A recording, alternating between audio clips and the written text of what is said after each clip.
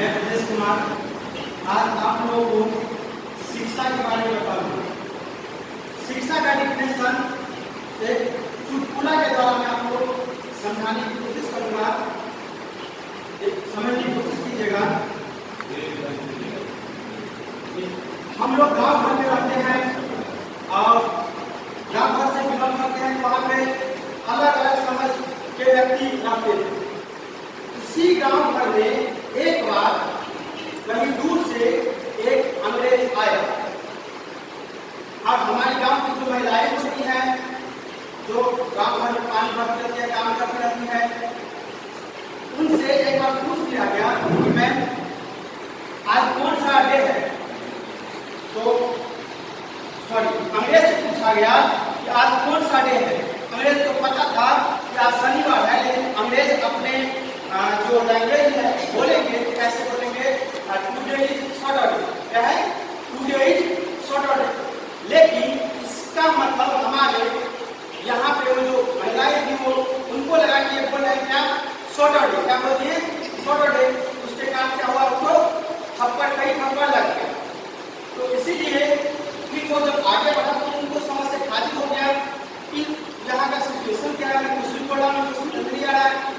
तो उनको लगा कि मैंने कुछ गलती कर दिया। तो हाथ से सीख गए कि कुछ गलती हो गया। तो उसने उनसे माफी मांगी, सॉरी फॉर दैट।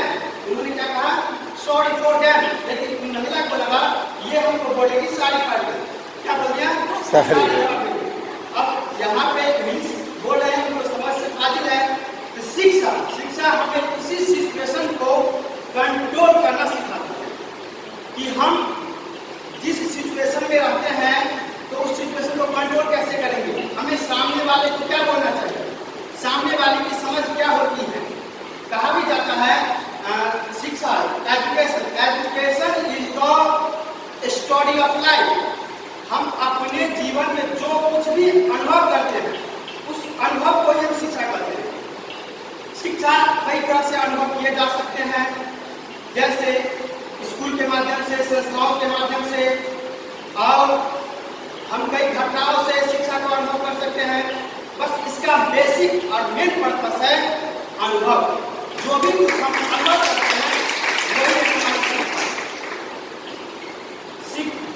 कोई भी व्यक्ति शिक्षित कब तक होते हैं और उनका जीवन काल क्या है। तो कहा भी जाता है कि जन्म से लेकर मृत्यु तक शिक्षा अंदर चलती रहती है।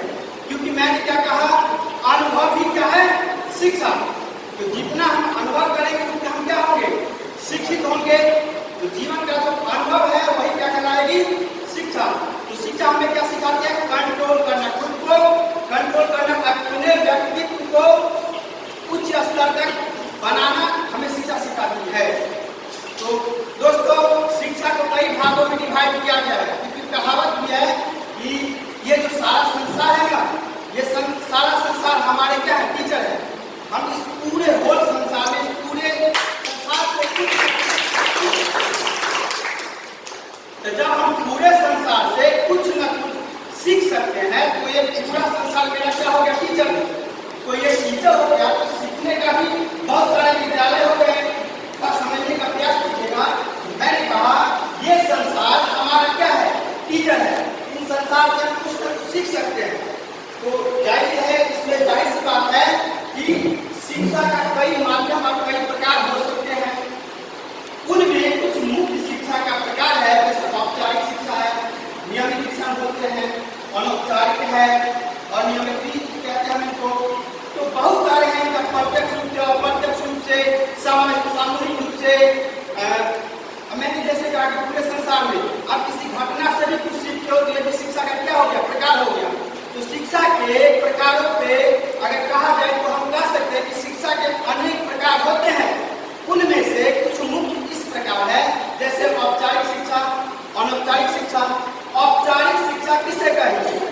तो एक ही शब्द में कहना चाहूंगा कि संस्थाओं के द्वारा क्रमबद्ध तरीके से और व्यवस्थित पूर्वक जो ज्ञान दिया जाता है, शिक्षकों के माध्यम से, क्लासों के माध्यम से, डेस्क बेंचों के मदद से, पेन और कलम के मददों से जो शिक्षा दी जाती है, सीधी सी बात, संस्थाओं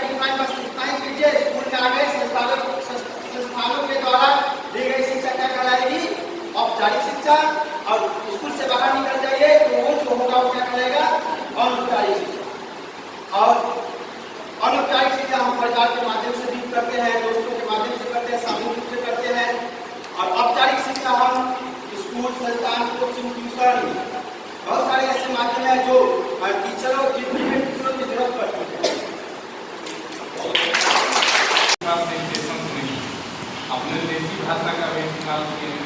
जो इनके हृदय में था इसको हम क्या करते हैं, आत्मसात करते हैं।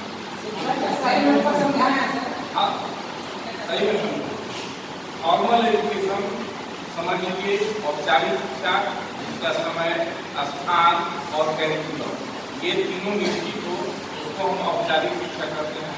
अनौपचारिक शिक्षा हर परिवार समाज को देते हैं, यानी उसका कोई समय सीमा नहीं होता है, ना उसका कोई समय है, ना कोई उसका स्थान निश्चित है।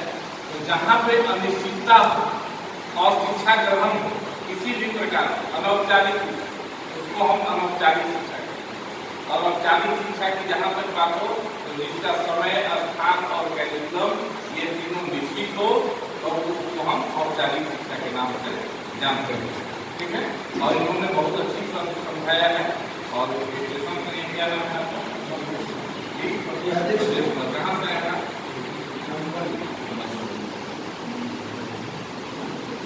इनके पास व्यवहारिक नॉलेज बहुत ज्यादा है, इनके बात करने के अंदाज करते लगता है व्यवहारिक नॉलेज इनको बहुत ज्यादा है। तो जिसके पास व्यवहारिक नॉलेज है वो बीए बहुत अच्छे से अच्छे मार्क्स पास कर